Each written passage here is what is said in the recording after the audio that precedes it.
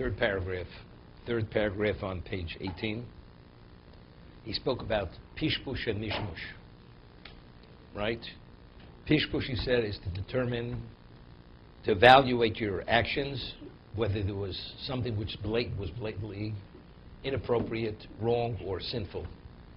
And then he says, mishmush is even the good, when you do the good thing, it was deficient, to determine that there's no deficiency. Or intermingled in the mitzvah, there was something which was far from perfect. Klal adover. What is the principle? Ye'odam ma'ayin al masa of kulam. A person has to reflect on his actions. Umfakech al kadvorov. And you have to oversee all your ways. Shlo niach atzmo hergel ra umidoro. When do you correct something? When you notice it's a problem. So how do you ever notice it's a problem? You always have to reflect and supervise and oversee, because if not, we speak about hergel. It's a conditioning process. Even though inadvertently you may be doing the wrong thing, but factually, what are you assuming? You're assuming incorrect behavior, inappropriate behavior regarding the mitzvah. So the moment you notice it, you're going to remove it. So your behavior you're not going to repeat that. Kolshkim avero pesha. So definitely, so that's the pishpush. First, you have to determine whatever I'm doing, is it all right, or is there some avera there, or inappropriate? He says, if you don't do the reflection, what happens? Then it's hergol nasik teva, right? The conditioning becomes second nature. So what becomes second nature? Doing the wrong thing.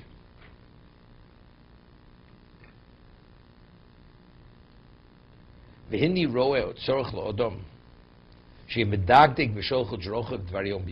says this evaluation process, we spoke about the pishpush and the mishmush, should be a daily occurrence. Every day you have to evaluate what you're doing and reflect on what you did. As the great merchants, they're always weighing and evaluating and calculating whatever has relevance to their business activities, because otherwise they could be undermined. You should set time and hours for this. It shouldn't be something just in like passing, something haphazard. It should be something with a specific time set. Because the value is great. The outgrowth of this is great. It has the value is great. He says, because there's so much at stake. Doesn't mean that. Kirav atolodo. V'chom zichron v'rocha horonu b'feirush tzorach ha'cheshbon.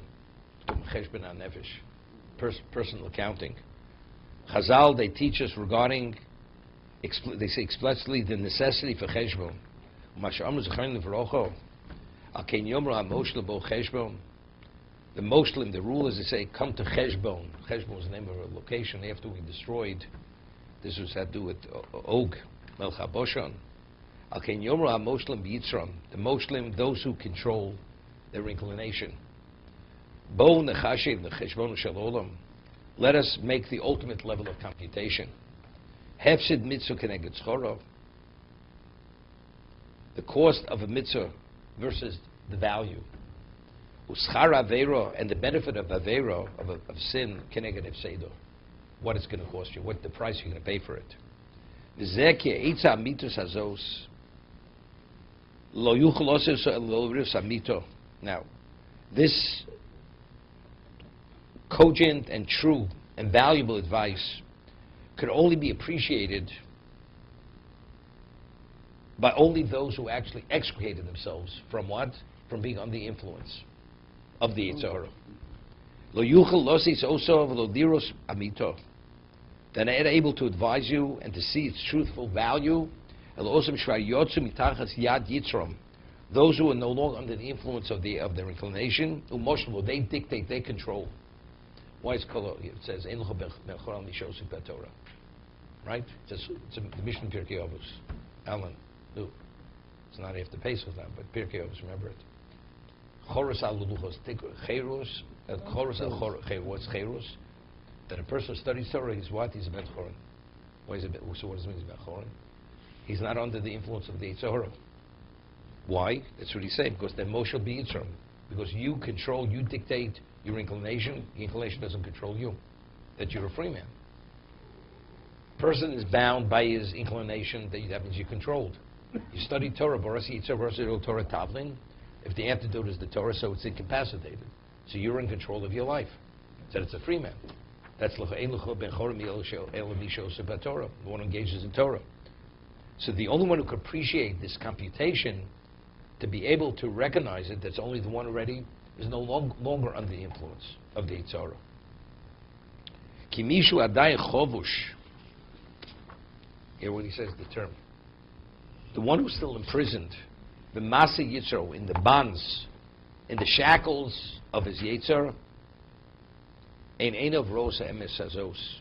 His eyes cannot see this, the truthfulness of this. He doesn't even recognize it. Of mamash. One's Yetzirah literally blinds a person. It's like he's walking in the dark. And there are many pitfalls. Of rosa or something. He doesn't even realize it. You know, we had in the Chovos HaLevavos, he gives a mashal. He says a father builds a palace for his son. Palace has every amenity conceivable. And the son goes in there, and he doesn't realize he's supposed to put the lights on before he goes in. So it's pitch dark. As he goes in, he falls, he injures himself, he breaks limbs, and he comes out, he's all beaten up, she's all upset. What did my father give me? She comes and complains to the father. The father says, you fool. If you would have put the lights on, you would have seen exactly. So he illuminates the palace, and he sees the value of what was there. But if you're going blind, you get beaten up, you get injured, and you could even die from it, from the injuries. The Eitzah, but you don't realize, but when you're being injured, you don't even realize to what degree you're being injured. It's like you have no nerve endings. You only have a sense of the injury only if they're sensitized. If you're no longer under his dominance.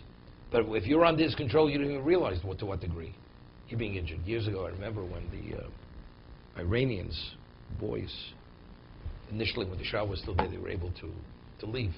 Then they had to actually go through the mountains. They had to pay smugglers, and they would take them over the mountains.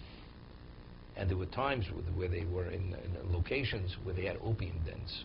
Some of these teenagers. And they had to stay a few weeks where the Goyim, they would smoke opium all day. They were affected. They became addicts.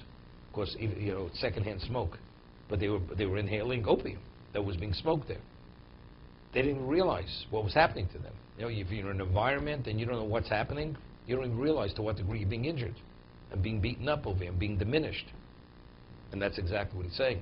Only the one who already extricated himself and has the sensitivity and he has a sense of what right and wrong is, he understands the value of making the computation. To live the life where you don't have all the other persons, what difference does it make? I don't see it to be so terrible. To be continued.